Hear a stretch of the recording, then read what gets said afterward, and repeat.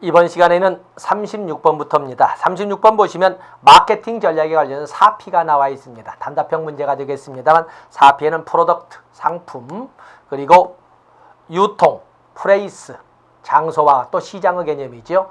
또 그런가 하면 촉진, 프로모션, 그리고 가격, 프라이스, 이렇게 해서 마케팅 전략에서 반드시 고려해야 될 4가지를 이렇게 4P로 설명을 합니다. 그래서 상품과 가격과 장소와 유통, 맞으면 유통에 있는 장소, 프레이스죠. 또 그리고 촉진해서 프로모션까지 해서 4P로 설명을 합니다.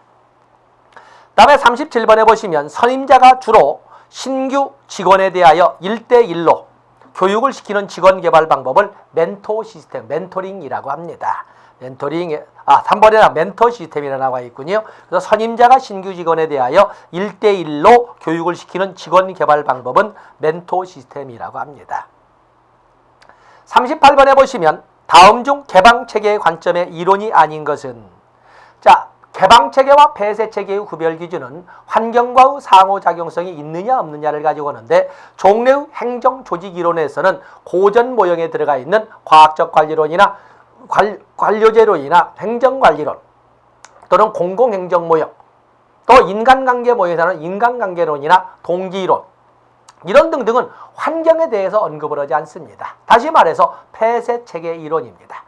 그에 비해서 이들 기존에 있는 고전 모형과 신고전 모형, 인간관계 모형과는 다르게 환경 요인의 영향력을 아주 강조하면서 또 갈등의 순기능적 측면도 강조했던 구조주의 모형은 환경 측면의 영향력을 강조한다는 점에서 개방체계 모형이라 하고, 오늘날에는 대부분의 개방체계의 이론이 제시가 되고 있는데, 거기에는 제도이론, 정치경제이론, 조직군 생태이론, 자원의존이론, 권력의존이론, 이런 등등이 쭉 있습니다. 인간관계론 아닙니다. 과학적 관리론, 인간관계론, 또 관료제론, 공공행정 모형, 이런 것들은 모두 폐쇄체계 이론입니다.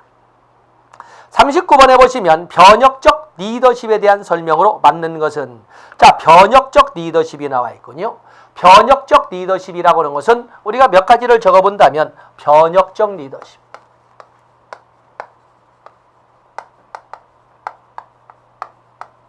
변혁적 리더십은 카리스마적 리더십, 카리스마적 리더십 또는 영감적 리더십 이라고 합니다. 이 변혁적 리더십은 기존의 전통적인 이런 리더십처럼 잘하면, 일 잘하면 보너스, 승진 또는 휴가, 이런 뭔가를 제공한다는 거래적 리더십과는 달리, 이들은 구성원들에 대해 개별적으로 관심을 두고 접근을 합니다. 이들은 무엇을 준다는 보상을 제공하는 대신 비전, 사명감, 자부심을 부여하는 거죠. 무엇은 어떤 보상 대신에 제공하지, 비전, 사명감, 자부심을 제공하고, 또 그런가 하면은 구성원들마다의 잠재력 개발에 노력을 하고, 또 그런가 하면 이 지도자들은 자기의 가마적 행위를 통한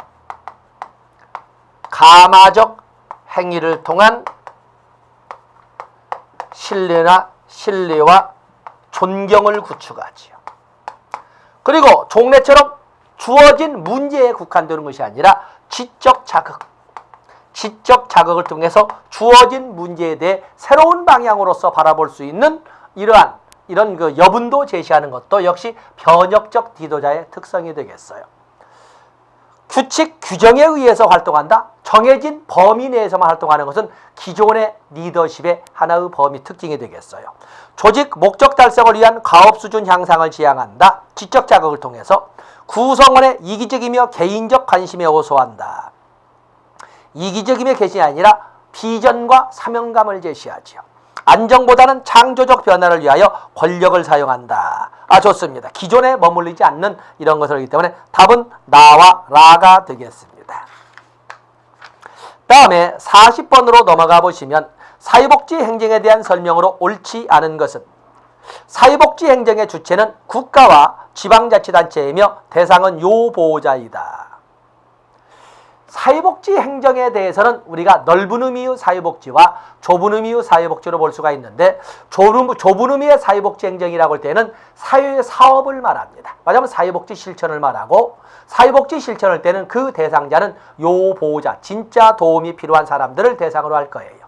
그러나 넓은 의미로 한다면 그를 포함해서 국가나 지방자치단체는 공공부문도 역시 주체의 역할을 하는데 그럴 적에는 그 대상자는 사회 구성원 전체를 대상으로 하게 될 겁니다. 여기에는 문장이 앞뒤가 다 틀린 것은 아니지만 연결이 잘못된 거죠. 이건 틀린 거고 사회복지 행정의 중요 요소는 프로그램과 서비스 전달에 있다. 사회복지 행정 전문적 가치는 모든 서비스가 개발되어 그것을 필요로 하는 모든 사람들에게 유용하게 제공되는 것에 있다.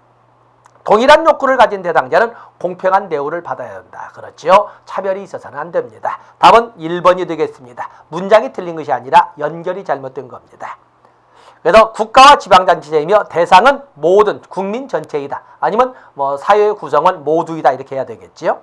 41번에 보시면 사회복지 행정의 특징으로 타당하지 않은 것은 사회복지 행정으로 타당하지 않은 것은 사회복지 행정은 높은 비율의 비일상적인 사건에 직면한다. 이게 쌀이의 분석에 의해서 사회복지 행정은 참으로 비일상적인 사건에 노출되면서 참으로 돌발적인 예상할 수가 없는 어느 누구도 사회통념상 예상할 수 없는 문제를 가지고 사회복지 행정에 접근을 해옵니다. 사회적으로 인지적 욕구 충족을 통한 인지적 욕구 충족을 위한 방법으로 적용을 된다. 그죠? 인지등이죠, 인지등.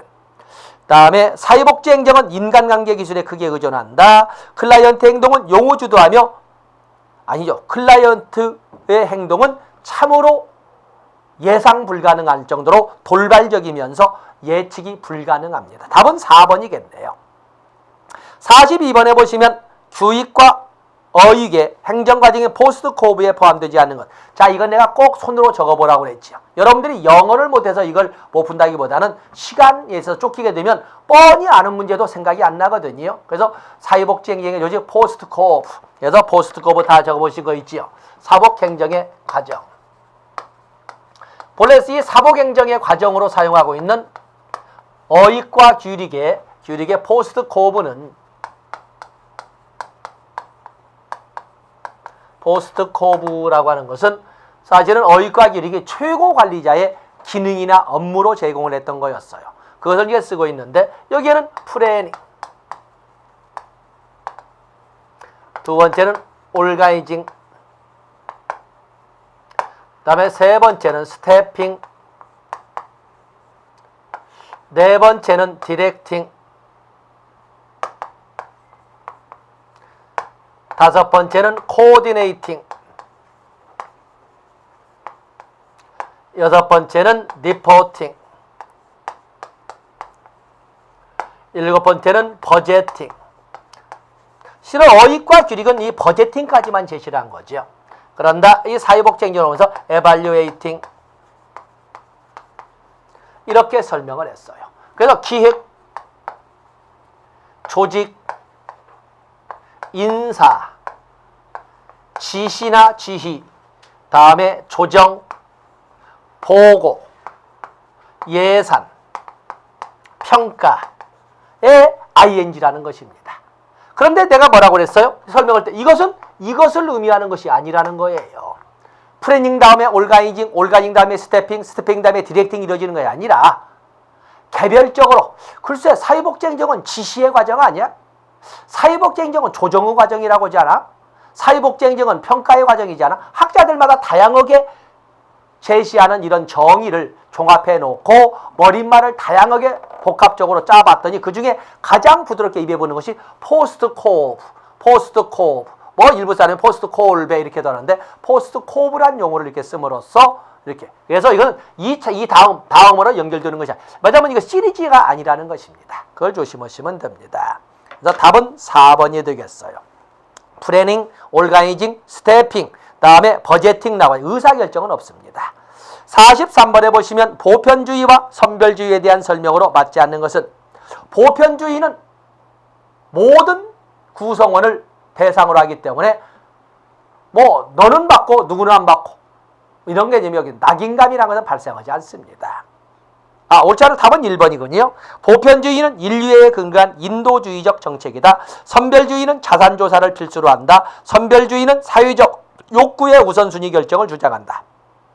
선별주의는 효과성이나 효율성이 높다. 답은 1번이 되겠어요. 44번에 보시면 정책 결정에서 드로우의 최유적 모형을 가장 잘 설명한 것은, 정책 결정의 모형은 이상적 모형으로 합리 모형, 현실적 모형으로서 만족 모형, 점증 모형, 혼합 모형, 최유적 모형, 쓰레기통 모형, 공공선택 모형, 흐름창 모형 등등이 있다고 했습니다. 그중에 드로우가 제시한 최유적 모형은 의사결정자들은 의사결정이나 정책 결정을 할 적에 절대적 합리성만을 고려하는 것이 아니라 상상도 할 수 없는 직관이나 꿈, 예지와 같은 합리성이라고 하기는 그런 초합리성까지를 같이 고려하면서 정책 결정을 하더라. 수량화할 수 없는, 그래서 질적 모형이라고 설명하는 것이 최유적 모형이 되겠어요. 합리적 경제인을 가정한다. 이것은 합리 모형이지요. 제한된 합리성의 원리를 중시한다. 이건 다 포함이 됩니다. 그 중에 특히 만족 모형을 들겠지만 다 포함할 수 있습니다. 직관, 통찰력과 같은 초합리성을 중시한다. 띄어쓰기가 잘못되고 붙였어야 되는데 초합리성을 중시한다. 이건 최유적 모형. 경험을 기초로 하여 점진적 개선 방안의 선택을 중시한다. 이건 점증 모형. 우발성에 기초하는 것은 쓰레기통 모형이 되겠어요. 2번도 답이 될 수가 있겠지만 가장 잘 설명한 것은 이렇게 되기 때문에 답은 3번이 되겠습니다. 45번에 보시면 조직화된 무질서의 의사결정. 이건 단답이지요. 조직화된 무질서, 우연, 조직화된 무질서, 4요소의 우연한 결합, 이렇게 되는 것은 쓰레기통 모형이 되겠습니다. 46번에 보시면 상황이론에 대한 설명, 잘못된 설명은 특성 이론에 대한 반발로 대두하였다.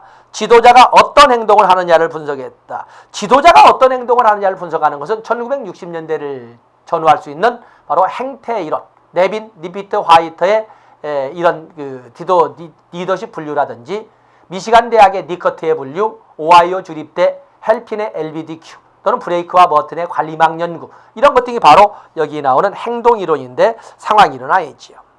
지도성은 개인의 행동 능력이라기보다는 상황의 변수이다. 지도성은 항상 상황에 제약을 받는다. 뭐 잘못된 것은 뭐든 잘못된다. 답은 2번 행태이론이군요.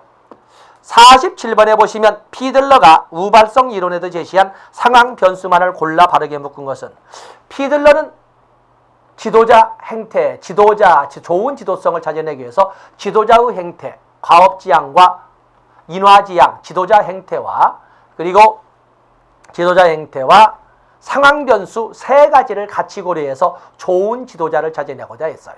그때 상황 변수로 제시한 것이 바로 지도자와 부하와의 관계, 과업 구조, 지휘 권력 세 가지를 제시했던 거였어요. 자, 여기에서는 기억, 니은, 리을, 기억, 니은, 답은 2번이 되겠군요. 구성원의 성숙도를 주요 상황 변수로 언급했던 것은 바로 허쉬와 브랜차드의 3차원 이론이고, 상황에 따른 효과성 차원을 반영했던 것은 네딘의 3차원 이론이라고 말씀을 드렸습니다. 다 여기 문제가 세 가지가 나왔죠. 다 봤습니다. 48번에 보시면 피들러의 상황 이론을 바르게 설명한 것은, 조직의 효과성은 지도자의 특성과 상황이 상호 작용하여 결정되어진다. 이게 바로 상황 이론, 개연성 이론이 되겠지요. 지도자의 능력, 업무의 성격, 구성원의 특성을 고려해야 된다. 뭐 다른 거 다 주고 답은 1번이 되겠군요. 49번에 보시면 다음에 지도성 이론 중 상황적 우발성 이론에 해당되는 것은, 상황적 우발성 이론 그러면 거기에는 피들러의 상황 이론, 네딘의 3차원 이론, 허쉬와 브랜차드의 3차원 이론이 있습니다. 네빈과 하이트의, 네빈, 리피트, 하이트의 지도성 이론, 여기에서는 지도성 유형을 자유방위형, 전제형, 민주형으로 나눴던 것이고, 헬핀의 LBTQN 지도성 이론, 오하이오 주립대 헬핀의 지도성 이론은 구조 중심형과 배려 중심형으로 나눴습니다. 타넨바움과 슈미트의 뭐도 있고, 브레이크와 버튼의 지도성 이론, 관리격자 이론, 과업 중심형과 인화 중심형, 뭐 1, 2, 4, 5는 모두 행태 이론의 내용이 되겠고 3번만 상황 이론이 되겠네요. 50번에 보시면 다음에 지도성 이론에 대한 설명으로 틀린 것은 화이트, 리피트는 전제형, 민주형, 방위명. 차례대로 본다면 자유방위명, 전제형, 민주형으로 나눴다. 그렇죠? 레빈, 리피트, 화이트의 분류가 나와 있고 헬핑과 위너는 LBDQ를 사용해서 인화중심형과 과업중심형으로 나누었다. 그렇죠? 인화중심형을 배려중심형, 과업중심형을 구조중심형이라고 표현을 했습니다. 피들러는 집단의 높은 성취를 달성함에 있어서 지도자의 효과성은 지도자의 동기체제와 지도자가 상황을 통제하고 영향을 주는 정도에 있다는 상황이론을 주장했다. 말은 길지만은 피들러의 상황이론 나와 있습니다. 네딘의 3차원 이론, 가업차원, 관계성 차원, 효과성 차원, 지도자의 행태를 과업지향형과 인간관계형으로 나눈 다음에 효과성에 따른 바로 이 효과성이 있죠. 상황에 따른 효과성 차원을 반영해서 3차원 이론을 주장했어요. 그래서 가업차원, 관계성 차원 이 두 개지는 지도자 행태 분류고 그다음에 효과성 차원은 상황에 따른 효과성 차원에서 관리 유형을 제시했다. 브랜차드와 허쉬는 지도자의 성향을 인간관계 중심과 생산성 중심으로 해서 5가지 유형을 하는 관리망 이론을 주장했다. 이 5가지 유형의 관리망, 문제가 별로 좋지 않지만 이 관리망 연구를 제시하는 것은 브레이크와 머튼의 이론이 되겠습니다. 허쉬와 브랜차드가 나오려면 부하의 성숙도란 단어가 나와야 됩니다. 답은 5번이 되겠습니다. 51번에 보시면 변혁, 지향성, 리더십 이론과 관련이 없는 것은 구성원을 존중하고 그들의 개인적 감정과 욕구에 관심을 가진다. 구성원들에게 자신의 수행에 대하여 항상 반성하고 평가하도록 독려한다. 지도자가 구성원들의 조직 문제에 대한 인식 수준을 끌어올리기 위해 노력한다. 지도자가 조직의 성과를 향상하기 위하여 구성원이 원하는 다양한 보상을 제공한 이건 거래적 지도성이라고 합니다. 열심히 해, 승진시켜줄게, 열심히 해, 휴가 보내줄게 이런 보상을 제시하면서 이들은 보상을 제시하는 것이 아니라 비전과 사명감을 제시하고 자부심을 갖도록 이렇게 해주는 거거든요. 그리고 자기도 스스로 가마적 행위를 통해서 존경과 신뢰를 구축해 가고 있습니다. 답은 4번이 되겠습니다. 52번에 보시면 다음 행동에 해당되는 지도성 유형은 구성원들로 하여금 지도자에 대한 신뢰를 갖게 하는 능력과 함께 조직 변화의 필요성을 감지하고 변화를 이끌어낼 수 있는 새로운 비전을 제시할 수 있는 능력을 강조한다.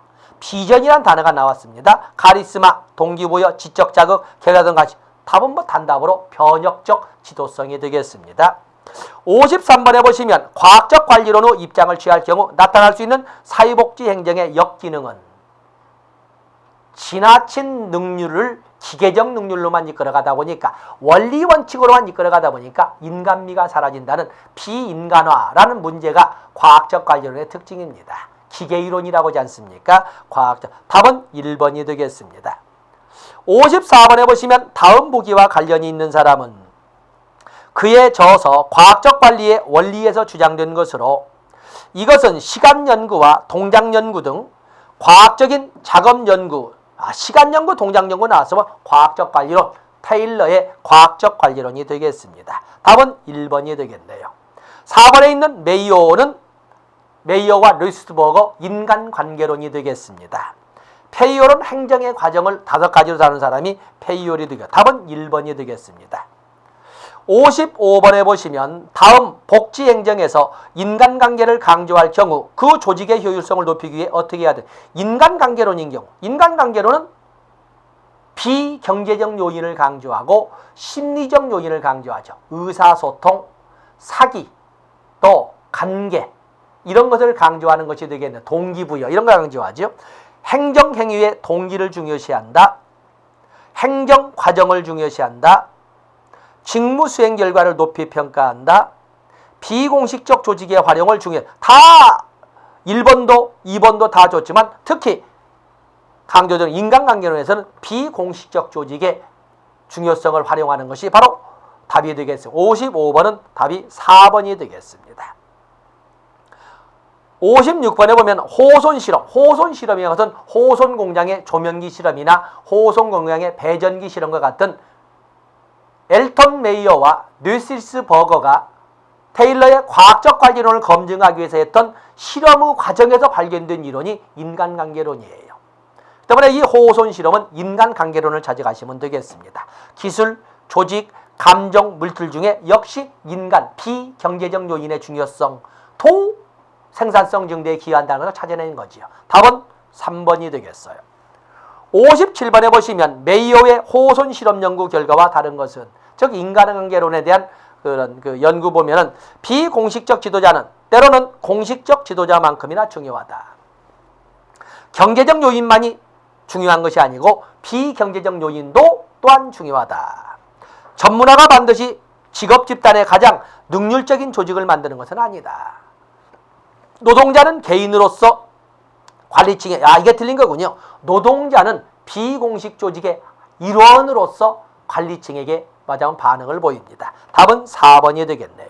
생산 수준은 생리적 능력에 의해서라기보다는 비공식적 조직의 사회적 규범에, 비공식 조직의 사회, 특히 강조되지요. 그래서 답은 4번이 되겠습니다. 58번에 보시면 다음 보기 중 과학적 관리론과 인간관계론에 대한 설명으로 올바른 것을 모두 고르면, 과학적 관리론은 조직의 공식적 측면에, 인간관계론은 조직의 비공식적 측면에 초점을 둔다. 그렇지요. 과학적 관리론은 행정의 능률과 민주적 목표와의 조화를 무시한다. 그렇죠. 일방적인 오직 능률만을 강조하고 있는 거지요. 능률만을 강조합니다. 과학적 관리론과 인간관계론은 모두 결국에는 조직 목적 달성의 효율성 도모의 목적이 있습니다. 인간관계론은 조직의 공식적 측면을 중시하여, 이건 틀린 거죠. 답은 틀린 거고, 인간관계론은 비공식 조직, 소집단 연구에 관심이 많다. 답은 1번이 되겠군요. 어쨌든 1번은 틀린 겁니다. 59번에 보시면 인간관계론은 과학적 관리론의 비판과 대공황 이후 기업의 민주화 경향 등으로 등장했다. 그래서 1910년대 등장했던 과학적 관리론에 대해서 1930년대에 엘턴 메이어와 뉴스버거가 접근을 하게 되는 거거든요. 자, 인간관계론을 찾아보라는 거죠. 작업을 성공적으로 마친 사람에게 높은 보수를 주었다. 자, 과학적 관리론의 특징이죠. 시간 연구, 동작 연구, 표준화, 원리 원칙이죠. 그리고 성과급 제도. 지금 여기는 성과급을 말하고 있습니다. 행정의 능리를 높이려면 행정 과정이 중시돼야 된다. 행정 과정, 원리 원칙, 정치, 행정, 이원론적 입장에서 원리 원칙, 공식적 조직의 과정을 강조합니다. 생산 수준을 높이려면 비공식적 조직을 중시한, 답은 3번이 되겠군요. 답은 3번이 되겠습니다. 그래서 거기 보시고 3번이 된다. 그래서 다음에 60번에 보시면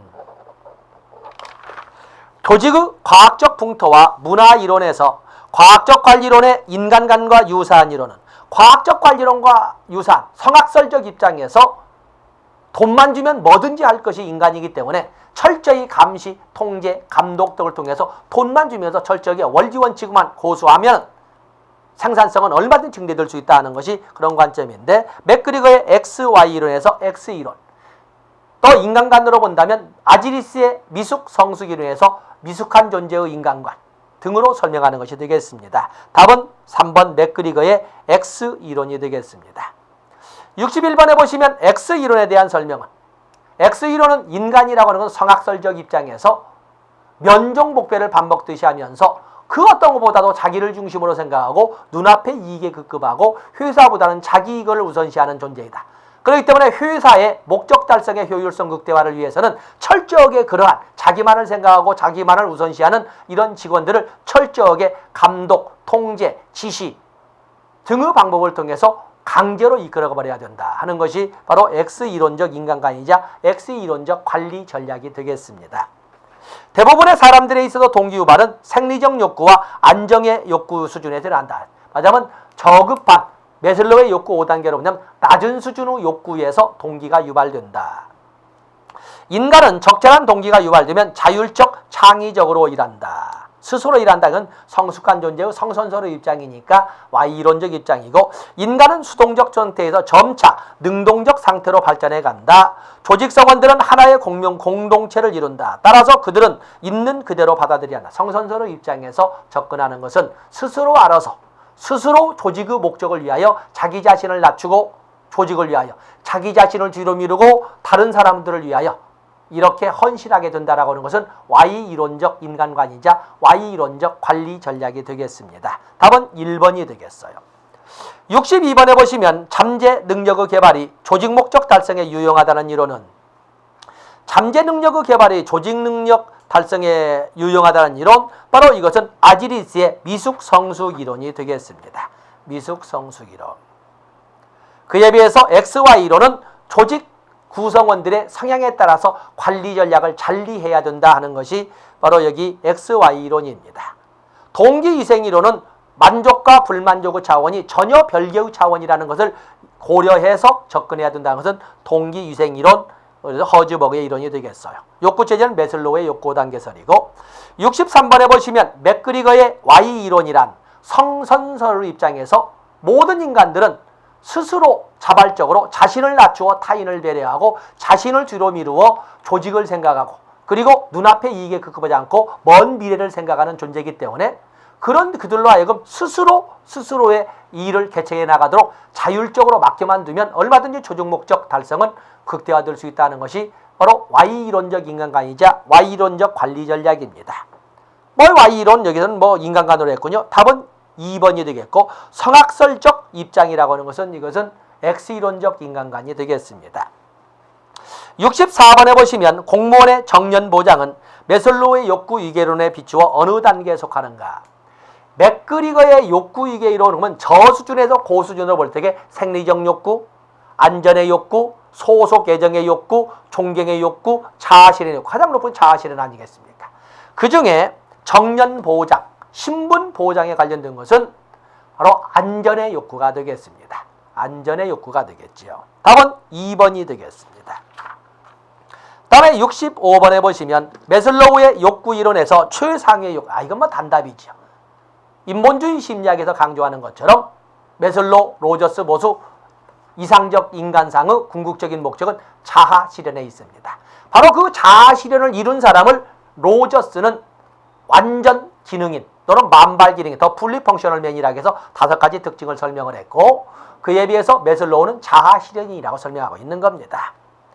다음에 66번에 보시면 클라이언트가 사회복지사로부터 인정받고 싶어하는 욕구는 생리적 욕구, 안전의 욕구, 소속 애정의 욕구, 존경의 욕구, 네 번째 존경의 욕구가 되겠군요. 성과급을 받는다, 인정을 받는다는 것은 존경의 욕구, 타인으로부터 존경받는 욕구, 자존의 욕구가 되겠죠. 자존보다는 존경의 욕구가 되겠죠. 67번에 보시면 Y이론의 인간관을 잘 나타내는 것은 성선설의 입장을 찾아내시면 되겠죠. 인간은 자기 통제와 자기 지시를 행사할 수 있다. 그렇죠? 스스로가 스스로를 조절하는 자율적이며 주체적인 존재이다라는 것은 Y이론적 인간관입니다. 그렇기 때문에 무슨 지시나 통제나 감독은 의미가 없다. 스스로 이끌어갈 수 있는 유명 리더십을 발휘하면 된다. 구성원들은 설득과 보상을 주면서 서벌과 통제를 해야 한다. X이론적. 간섭적으로 유지한 전통적인 인간관, 이것도 X이론적 인간관. 인간은 야망이 없고 책임지기를 싫어한다. 그러니까 철저히 지시, 감독, 통제를 통해서 이끌어가 버려야 된다. 인간은 자기중심적이어서 조직 목표에는 관심이 없다. X이론적 인간관. 답은 1번이 되겠습니다. 68번에 보시면 X이론의 성격과 다른 것. X이론적 성학설적 인간관이죠. 면종복배형, 자기 자신만을 생각하는 극단적 이기주의형, 그리고 게으르고 수동적인 의존형, 이런 식으로 보는 것이 X이론적 인간관인데, 허즈버그의 동기위생 이론을 본다면 위생 요인이 여기에 해당될 것이고, 엘더퍼의 ERG 이론이 된다면 바로 존재의 욕구, 이그지스턴트, 가장 낮은 순위의 ERG, 존재의 욕구가 되겠고, 아지리스의 미숙성숙의 이론에서는 미숙한 존재의 인간이 되겠고, 매슬로우로 본다면 저수준의 욕구인 생리적 욕구나 안전의 욕구에 거기에 해당이 될 거예요. 답은 4번이 되겠군요. 69번에 보시면 다음 내용에 해당하는 이론이 나와 있는데, 인간은 선천적으로 일을 싫어하지 않고 자신이 알아서 일을 찾아서 하고 비교적 높은 수준의 상상력과 창의력을 행사할 수 있다. 그렇기 때문에 스스로 맡겨놓으면 된다. Y이론적 인간관, 성숙한 존재의 인간관, 이렇게 보시면 되겠어요. 아지리스의 여기에서 본다면 이런 이론, 맥그리거, 허즈버그의 동기위생 이론, 엘더퍼의 ERG 이론, 아지리스의 미숙성숙 이론, 맥그리거의 XY이론. 당연히 맥그리거의 Y이론이 될 것이고 이걸 분리한다면 아지리스는 성숙이론만 갖다 써야 되겠죠. 그렇죠? 허즈버그는 동기이론만 갖다 써야 될 겁니다. 답은 5번이 되겠습니다. 71번에 보시면 맥그리거는 인간을 관리하기 위한 가장 효과적인 방법으로 매슬로우의 욕구 단계 이론에 바탕을 둔 X, Y 이론을 제시하였다. Y 이론, 성선설적 입장 보시면 되겠죠. 인생관이 현실적이다, 본질적으로 악하다, 경쟁적이다, 집단을 가장 중요시 생각한다, 일이란 사람들에게 즐거운 것이 못 된다. 답은 4번이겠죠. 자기 자신을 낮추어 타인을 배려하고 자기 자신을 뒤로 밀어두고 집단이나 조직을 우선시하고 눈앞의 이익에 급급하지 않고 먼 미래를 말하자면 고려하고 이렇게 하는 것은 성선설적 입장에서 Y이론적 인간관이 되겠습니다. 71번에 보시면 아지리스의 미숙성숙 이론에 대하여 잘못된 것은 아지리스의 미숙성숙 이론이 나와 있는데 아지리스는 조직원을 성숙인으로 관리할 것을 주장한다. 그렇죠. 아지리스는 인간의 자아실현은 조직의 자아실현과 일치함을 주장하였다. 성숙인은 단기적 시각, 이건 미숙한 애들이 눈앞에 이게 급하는 것이고 성숙한 사람은 미래의 장기적 시각을 가지고 조직에 대응하고 일을 추진한다고 봅니다. 미숙인은 자아의식이 약하다. 답은 3번이 되겠습니다. 자, 이런 것처럼 우리가 다양한 동기론을 보겠는데 이 시간은 여기까지 하고 다음 시간에 72번부터 진행하며 다시 동기론 살펴보도록 하겠습니다. 고맙습니다.